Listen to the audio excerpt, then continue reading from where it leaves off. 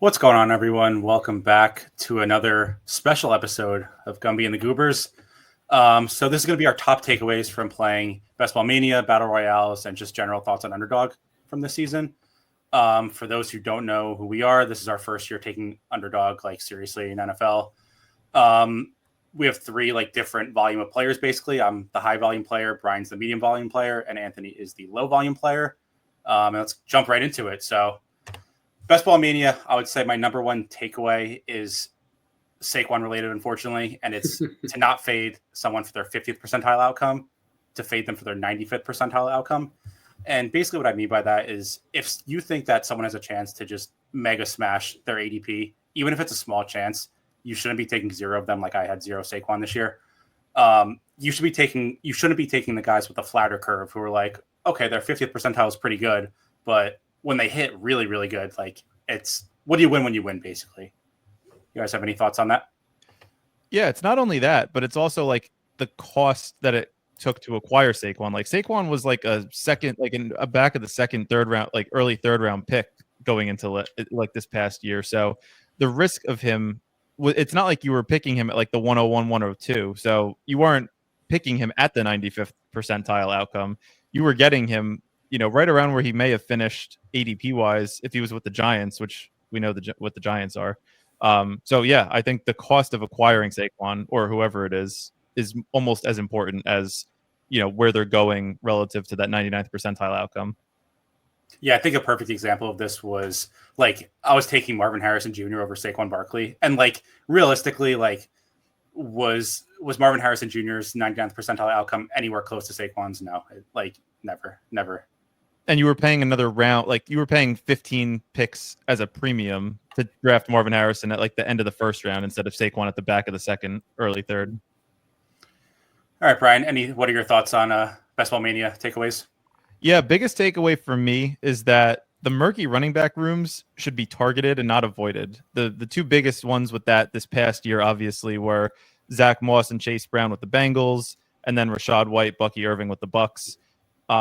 I think those are the two most obvious examples, but it really does apply to everyone. Even with the Raiders, with Zamir White. Zamir White, people had questions about his talent basically since he came into the league.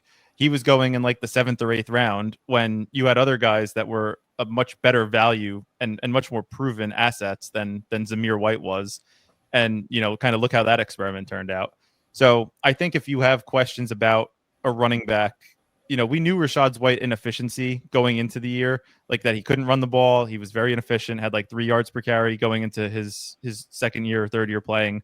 And, if you liked Bucky as a prospect coming into the league, you could see that there was probably going to be a role carved out for him. Now, whether it was meaningful or not is up to interpretation into the I know ball aspect of it. But a lot of times I think if people are uncertain, they will stay away. But I think it's a prime opportunity to load up potentially on some of those murky running back rooms, because then you can get a Chase Brown in the 15th or 16th round potentially, especially earlier on in the season. Anthony, what do you think about that? I would definitely agree with that. I think in part, it's definitely scary, early in the season or before the season starts to, target those murky running back rooms, like you said. But I think one thing that just kind of goes off your point there is I think we sometimes overrate the idea of these NFL teams wanting to use a committee backfield. I feel a lot of times in the media we say this running back room, it could be a committee, they're going to just run it, 50 timeshare. And when you look at the actual results around the league, I just feel that's not necessarily true. And sometimes, kind of to your point, Brian, not only do you have to target those murky running back rooms, but sometimes you have to target the guy who's not really the primary target. So when you think about the Bengals before the season, right? Zach Moss or Chase Brown, in most people's estimates, Zach Moss was going to be probably the lead back most of the time and get the higher percentage of the snap shares. But you saw as the season went on, it really evolved in the opposite direction, right? Chase Brown really seized that role for the Bengals. And even with the Buccaneers, again, before the season, we saw Rachaad White, his inefficiencies, running between the tackles. So a guy like Bucky Irving, who, in a murky running backfield, was kind of not the guy most people were looking at. He was really the guy who seized control in that backfield. And then even a backfield, like you think about another one I think of is the Los Angeles Rams, right? Before the season, we heard all about, like this could be more of a timeshare, like Kyron's not going to get like a full workload, like Blake Corum, they drafted him pretty high out of Michigan. Like he's going to come on and steal a lot of carries. And he just didn't, he just was like barely touched the field before he got hurt. So I definitely agree with you. And I think not only do you have to target those murky running back rooms, but I think you sometimes have to take a shot on a guy who's really not being targeted from that same room. Yeah, definitely agree. And then Anthony, what's your takeaway from BBM this year?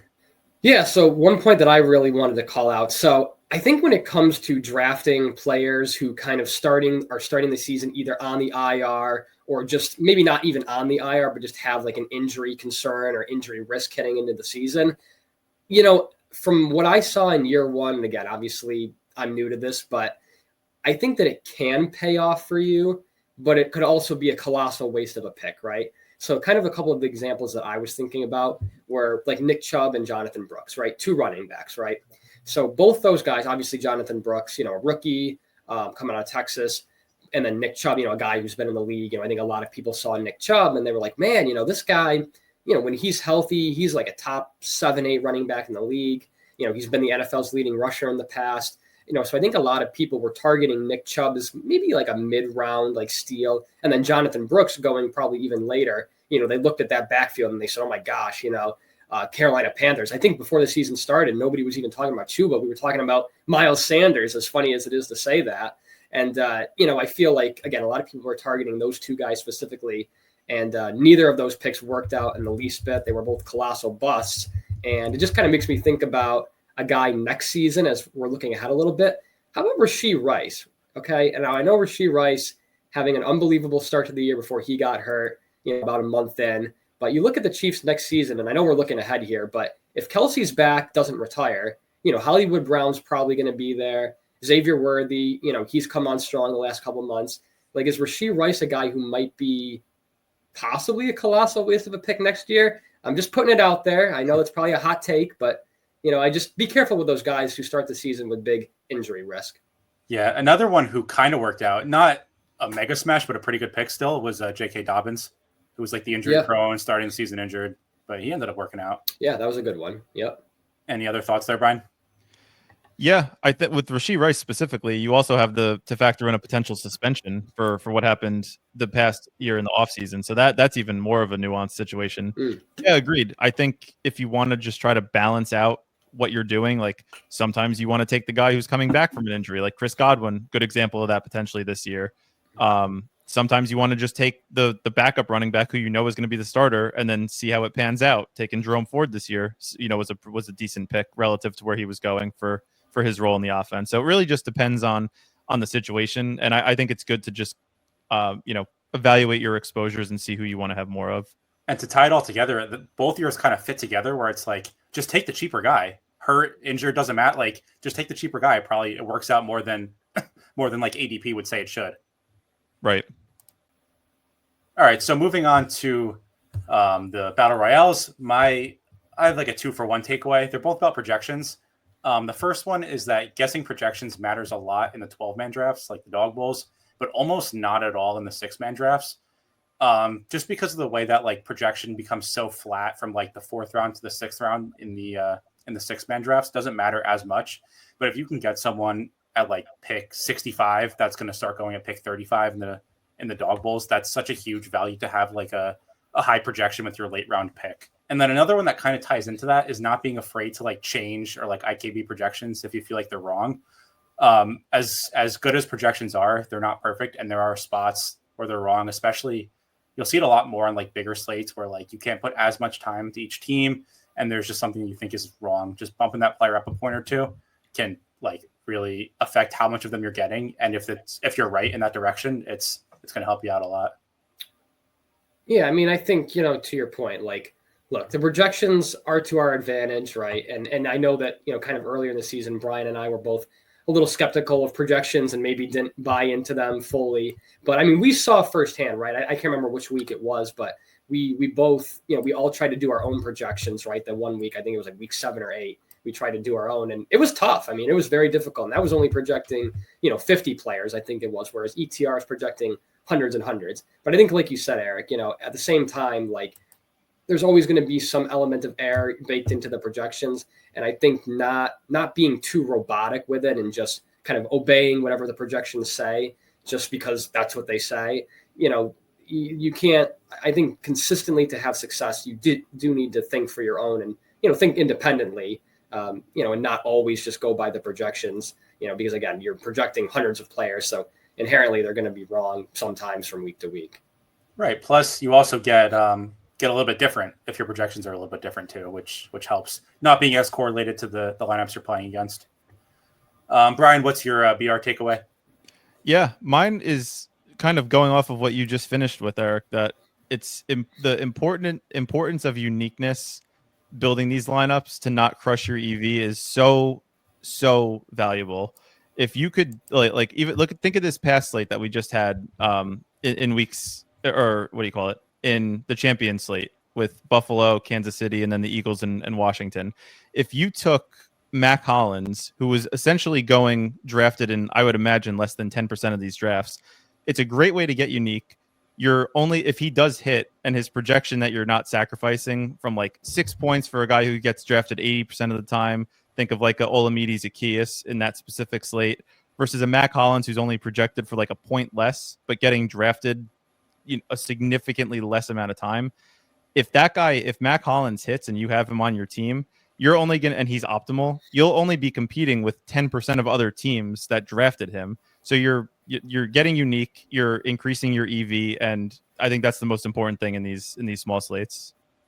Yeah, and I think going off that, like, it's important to not only, this is like a tiebreaker for me, I almost put this one in there, to not worry about the projection of a single player. You should worry more about the projection of the entire team. Like, cause like you might give up 4 projection on like one player, but if you have like a chalky team that projects really well besides that, like that's a good lineup. All right, totally Anthony, agree. What's your takeaway from the BRs? Yeah, I mean, I think again, this ties into the idea of uniqueness a little bit. So I'm just going to hammer it home. But I think, when you're drafting these lineups in the weeklies, don't be afraid to take what might be considered an unconventional stack, right? I think we saw it a few times throughout the year where, I think like in our brains, because, we watch football, we understand, the stats. I think a lot of us, we say, all right, we got to take, Burrow, Chase, and Higgins. We got to take Lamar with Zay Flowers. We got to take Mahomes with Kelsey and maybe Rashee Rice before he got hurt. And I think that's kind of what we immediately go to.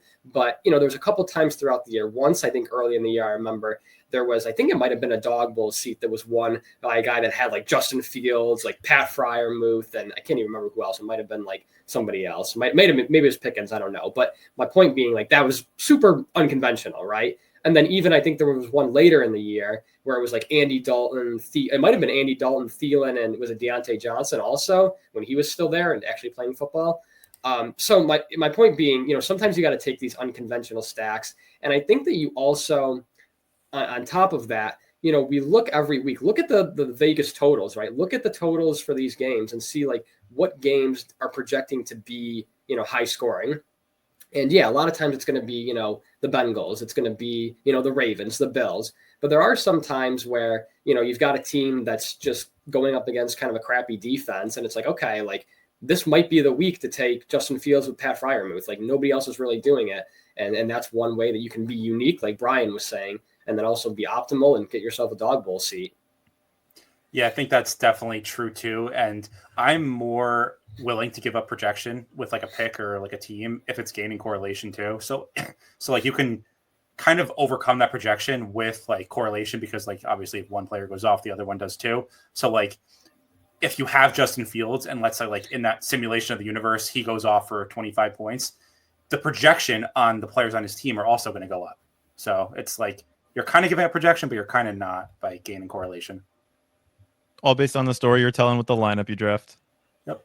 And then general takeaways, just overall, it's important to remind ourselves. Everyone always says this. Everyone loves to talk about it, but exposures aren't really EV related. They're more of like a risk tolerance thing where like you can, if you think one player is always going to be slightly better than another, if you're just maximizing EV, you should always be taking the player who's 0.1% better. But projections aren't perfect. Our brains aren't perfect. And we don't want to go broke in like one slate. So that's why we You add some randomness, you do a bunch of different things, you change your combinations to get a little bit lower EV, hopefully not too low, but a little bit higher like risk tolerance, or like a little bit higher like smoothing of the curve. So like you lower your ceiling a little bit, but you also lower your floor. And if like you're a plus EV player, then that's still going to be above like your expected result. Any thoughts on that? I like it. I mean, Warren Buffett said that diversification is the stupidest thing you can do. I'm not saying to go 100% all in on Justin Fields this year now that he's expected to be the starting quarterback for the Steelers, but if you have conviction on a player, and I know this isn't necessarily what you were saying, but I think it's kind of indirectly being said. If you have conviction on certain players, it's okay to have higher exposure to those players. It doesn't harm your EV. It only hurts your EV if they perform poorly. So, people caring about exposures is all about diversifying their risk on the one or two teams that they think has a chance to give it's basically like casting a very wide net. You want to be able to have a very wide net. It may not go down deep in the sea, but you'll have a wide range of array of getting as many fishes as you can. Yeah, and I think, a little bit, and obviously you guys tell me if you disagree, but I think we really stressed home the point also that, especially in those smaller, like if you do a smaller, a range of slates, right? So if you're only doing 10 lineups, if you're only doing maybe 15 lineups, if you're right, you want to be really right. Like that's something that I think we talked about a few times this year. So if you think Barkley's getting 25, 30 points this week, you draft Barkley and like you just keep drafting him. Now, if you're going to be somebody that puts in 120 lineups, which I know some of the people listening probably do, you might want to diversify a little bit more. But I think it really all depends on like what your specific strategy is in terms of how many lineups you're actually putting out week to week. Yeah, that's definitely true, and that's kind of like where diversity isn't that important. If you're putting in $15 worth of entries, like who cares? Like if you lose $15, right, whatever, it's entertainment. But like if you're putting in like $1,000, like you don't want to lose all 1,000. Like if you have a bad day, you want to lose 500, and that adds up over time. Brian, what's your general takeaway? Yeah, my takeaway can be applied to both, but I think it's probably more relevant for the small fields. But different combinations, not necessarily managing your exposures is vital to success. So what I mean by that is like for this past slate that we had with the AFC and NFC championship games, not to harp on it, but I think it's helpful for those that did these drafts. If you had Saquon at the 101, you were almost always getting Khalil Shakir and Devonta Smith on the 2-3 turn. So my point in saying like, okay, if you had 25% first round picks and you drafted Barkley with all of them, you would have 25% exposure to Barkley, which is fine. And same with Devonta Smith and Khalil Shakir. But the problem is if you were to look at those lineups of just Barkley teams, 90% of them may have the same player or two in that lineup. So I'm not saying that you should just pass on these guys just because there's a combination that exists that's very frequent in these drafts. But I think there is value to understanding what combinations are most duplicated, because that means you should either get more original on the last pick or two that you have, or maybe consider passing on them one or two times just to get some more different combinations rather than just managing your exposures to smooth it out. And going back to my point about changing projections, that's a great place to like, even if there's like a teardrop, like there kind of was with that example you gave with Barkley and Shakir or whatever last week. If you should really look at those projections and make sure that there's a teardrop, make sure that there's someone that's not projected too high or too low in that area that you can try and take more without giving up as much projection. Anthony, what are your thoughts on general thoughts? Yeah, I mean, the one thing I'd say after, playing for a year now, first full season is that I think we sometimes need to think about the other people in our lobby, what their pick is going to be almost as much as our own, right? I think obviously inherently we always think about when we're on the clock, what are we going to do? But, these lobbies, whether it be people that have badges, whether it be a bunch of people that don't have badges, like you have to really, it's a chess game. It really is. You have to anticipate what somebody else in your lobby is going to do, their next pick, the pick after that, just as much as you're focusing on your pick. And you can't always just make the assumption that, the people in your lobby are going to do what actually makes sense, right? We saw it even in like the playoff, tournaments that we were doing. Oh, this guy's not gonna take Jared Goff naked. Why would he do that? Like, we have St. Brown and JMO. That would be stupid, and yet he does it. So you have to really just expect the unexpected, even though that's a cliche. And I really think this is a chess match when you're in those lobbies, and you got to be anticipating your opponent's move just as much as your own. Yeah, we did also have a bunch of dead teams in the playoffs because we would get sniped, and someone on the show would always forget what conference each team was in, and that would also lead to some difficulties. Yeah, that makes it harder. Yeah. So that's our recap for the season. If you guys enjoyed this content, make sure to subscribe, like.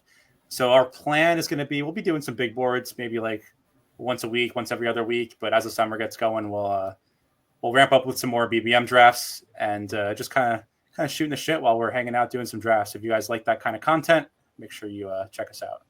Any other closing thoughts? If you guys have any other takeaways, anyone that watches this, make sure you put them in the comments. We'll read all the comments. I know usually we do a lot of the live streams, so it's easier to interact when we do those than when we do obviously a pre-recorded show. But definitely, if you guys have some takeaways, let us know. It'll help us improve as players, and maybe if there's something we disagree with, we can talk about it on the show in a later episode. Yeah, just really support. Really appreciate everyone's support so far this season. Got over 200 subscribers now, and it's just awesome. Just keep it coming, and stay tuned for what's next. Thanks, guys.